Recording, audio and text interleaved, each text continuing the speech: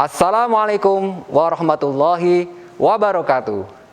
Kami dari tim Laboratorium Kimia, Fakultas Sains dan Teknologi UIN Sunan Kalijaga, saya Wijayanto, saya Ismi Kustanti, saya Indra Nafianto. Pada video ini akan diuraikan dua tema. Tema pertama membahas penataan, penyimpanan, dan perawatan alat. Tema kedua membahas perencanaan, penyimpanan, penggunaan bahan, dan penanganan limbah. Untuk lebih jelasnya, mari kita saksikan video ini.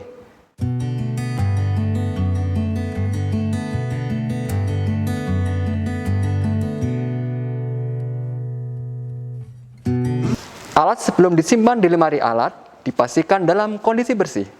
Dicuci dengan larutan pencuci yang terbuat dari deterjen dan dicampur sedikit asam nitrat pekat.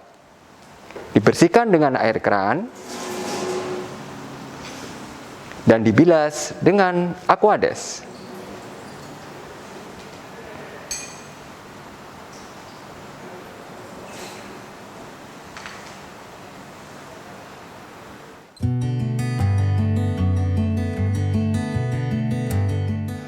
Alat gelas non-volumetrik, yaitu alat gelas yang tidak dapat digunakan sebagai alat ukur, seperti gelas Becker, Erlenmeyer, gelas arloji. Cara pengiringannya, alat gelas diletakkan di atas lembaran serbet atau tisu dan dibiarkan mengering sendiri dalam udara terbuka.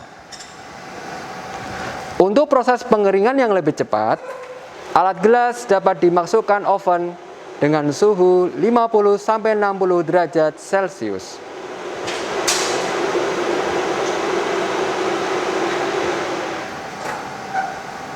Alat gelas volumetrik, yaitu alat gelas yang digunakan sebagai alat ukur seperti labu ukur, pipet volume.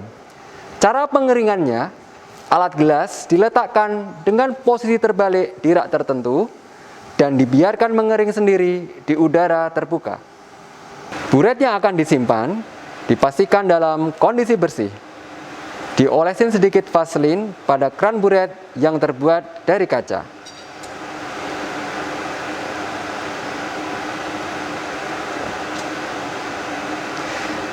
Ingat ya, keran buret dari teflon tidak perlu dioles vaselin. Posisikan ujung buret menghadap ke atas dan letakkan pada statif, biarkan mengering sendiri di udara terbuka.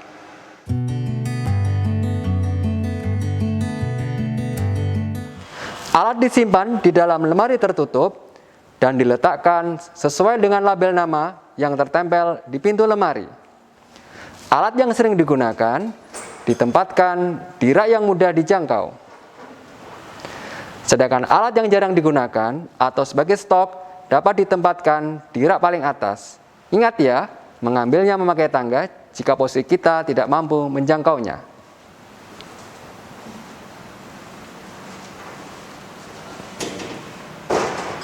Alat disimpan dengan dikelompokkan sesuai jenis bahan dari alat. Alat bisa terbuat dari gelas, kayu, logam, porselen, plastik, dan karet. Alat yang terbuat dari gelas seperti gelas Becker, Erlenmeyer,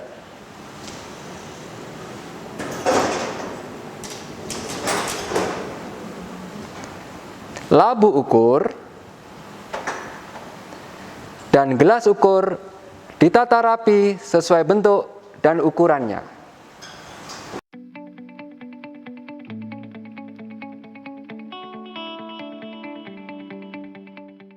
Alat yang terbuat dari kayu, seperti penjepit tabung reaksi, terbuat dari logam seperti spatula dan pinset, terbuat dari plastik seperti sendok sungu dan tabung sentrifuge, terbuat dari karet seperti sumbat karet, terbuat dari porselen seperti cawan penguapan dan plat tetes, ditata rapi sesuai jenisnya. Penyimpanan alat juga memperhatikan aspek berat. Alat yang mempunyai berat lebih seperti lumbang dan alu diletakkan di bagian rak paling bawah lemari alat untuk menghindari kelebihan beban rak dan memudahkan mengambilnya.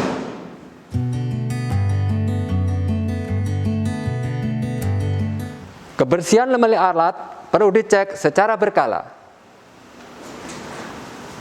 Pastikan bagian dalam dan luar lemari bersih dari debu.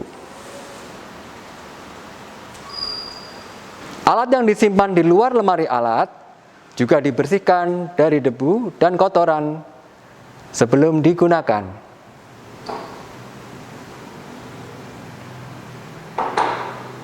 Merawat alat berkaitan dengan penggunaannya.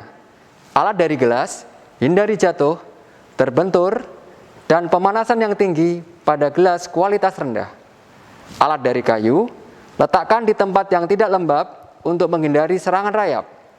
Alat dari logam, hindari perkaratan akibat reaksi logam dengan udara dan air. Merawat alat dari porselen, hindari jatuh dan perubahan suhu yang tiba-tiba. Alat dari plastik, hindari api dan bahan organik seperti aseton dan kloroform. Alat dari karet, hindari dari asam, basa, dan bahan organik. Setelah kegiatan praktikum selesai, periksa kondisi alat gelas, apakah ada alat yang pecah atau tidak. Apabila ada alat yang pecah, pisahkan pecahan gelas dengan alat yang utuh. Gunakan sarung tangan untuk mengambil pecahan gelas. Pecahan gelas yang jatuh di lantai, ambil dengan bantuan sapu dan serok. Ingat ya, masukkan pecahan kaca ke dalam kontainer khusus, bukan tempat sampah.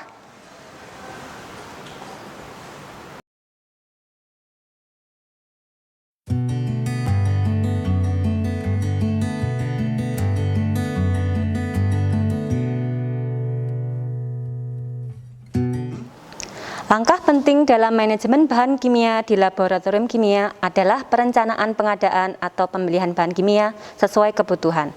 Pembelian bahan kimia bisa dilakukan setiap 1 semester atau setahun sekali. Pilihlah supplier bahan kimia yang terpercaya.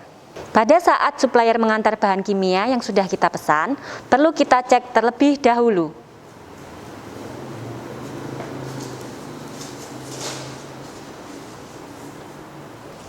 Gunakan alat pelindung diri yang lengkap seperti jas lab, masker, dan sarung tangan sebelum mengecek bahan tersebut.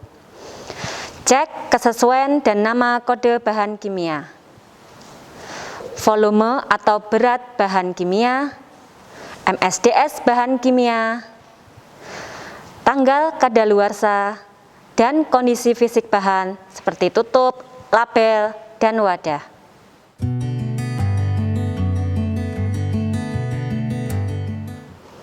Lemari penyimpanan bahan ditempatkan di ruangan dengan sirkulasi udara yang baik.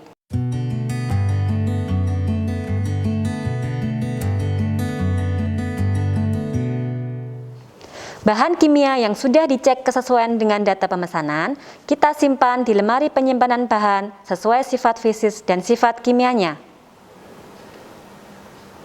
Amoniak, bahan kimia cair dengan sifat kimia korosif, kita simpan pada lemari penyimpanan bahan kimia cair dengan simbol korosif.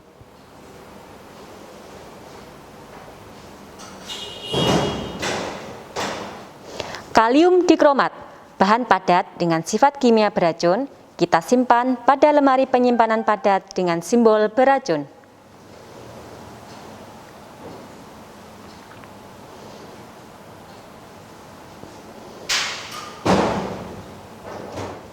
Kalium hidroksida, bahan padat dengan sifat kimia korosif, kita simpan pada lemari penyimpanan padat dengan simbol korosif.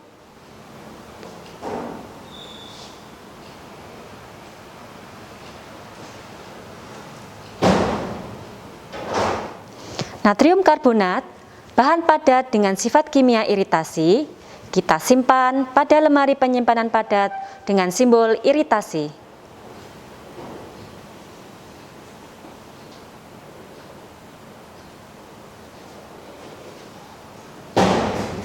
Etanol, bahan kimia cair dengan sifat kimia mudah terbakar, kita simpan pada lemari penyimpanan bahan kimia cair dengan simbol mudah terbakar.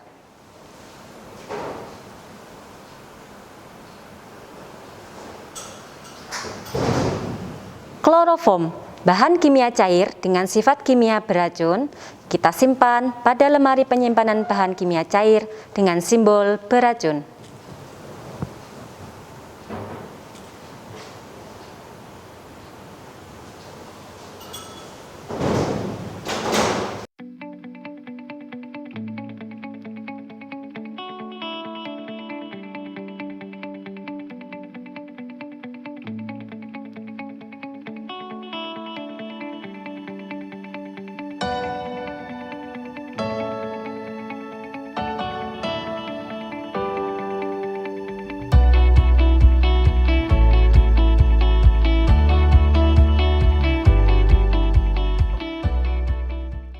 Update stok bahan kimia yang ada di laboratorium setelah bahan kimia yang dipesan sudah diterima dan disimpan di laboratorium kimia.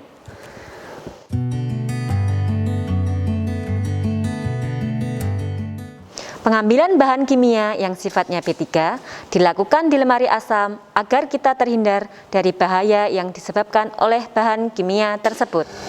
Gunakan peralatan yang bersih ketika mengambil bahan kimia cair untuk menghindari kontaminasi silang.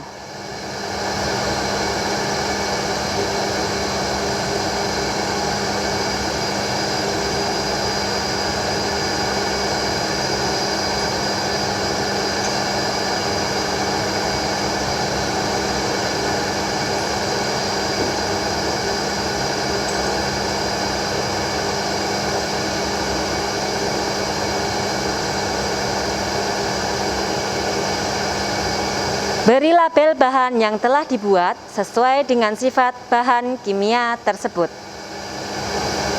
Antara lain, nama bahan kimia, rumus bahan kimia, konsentrasi, tanggal pembuatan, dan simbol sifat bahan B3. Siapkan gelas arloji dan sendok sungu atau spatula yang bersih untuk mengambil bahan kimia padat.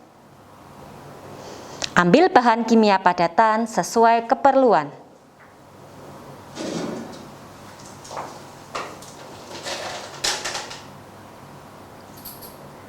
Apabila ada sisa bahan kimia yang sudah diambil, jangan kembalikan ke wadah, tapi tempatkan sisa bahan tersebut sebagai limbah padatan pada tempat yang sudah disediakan.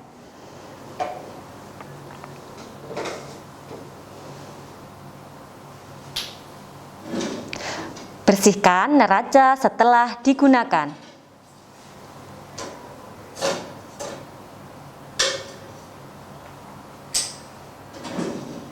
Catatlah setiap pengambilan bahan kimia yang sudah dilakukan pada buku pengambilan bahan kimia.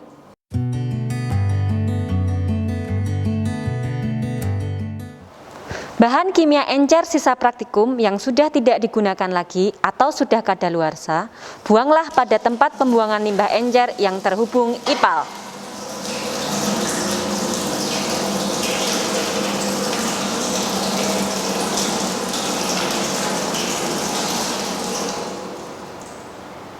Bahan kimia pekat sisa praktikum yang sudah tidak dipakai lagi atau sudah kadaluarsa ditempatkan dalam penampungan limbah pekat yang akan diambil oleh pihak ketiga sebagai perusahaan pengolah limbah.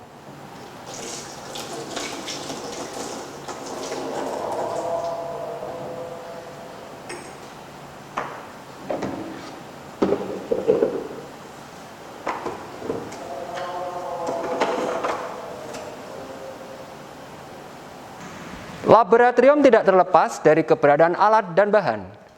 Alat dan bahan yang dikelola dengan baik tentunya akan memberikan manfaat dalam pengelolaan laboratorium yang lebih terorganisir dan sistematis. Bagaimana? Mudah kan menata alat dan bahan? Demikian video penataan alat dan bahan di laboratorium kimia. Mohon maaf jika ada kekurangan. Semoga bermanfaat. Wassalamualaikum warahmatullahi wabarakatuh.